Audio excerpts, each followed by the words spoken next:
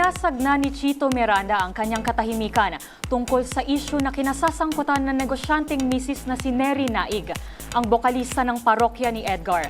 Nanindigang mabuting tao ang kanyang may bahay. Ang pahayag ni Chito, tutukan sa report na ito. Naglabas na ng pahayag ang parokya ni Edgar frontman na si Chito Miranda tungkol sa pagkakaaresto ng kanyang negosyanteng misis na si Neri Naig. Depensa ng bokalista, never anyang nanloko, nanlamang ng kapwa, kumuha o nanghingi ng pera kanino man ang kanyang asawa na kasalukuyang nasa kustodiya ng BJMP Pasay City Jail. Batay sa report ng Southern Police District, inaresto noong November 23 si Neri Naig para sa 14 na bilang ng paglabag sa Securities Regulation Code.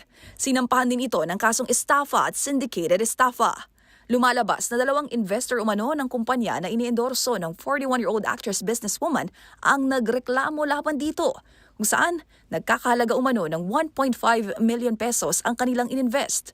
Giit naman ni Chito, endorser lamang ang kanyang asawa at ginamit para makapanghikayat ng investors. Umaasa naman itong madidismiss ang mga isinampang kaso dito tulad anya noon. Samantala, bagamat nakapagpiyansa na si Neri sa kanyang paglabag sa Securities Regulation Code, nananatili itong nakakulong dahil walang piyansa ang kanyang kasong syndicated estafa. Para sa MBC TV Network News, ito si Angelica Cosme. Una sa Pilipinas, una sa Pilipino.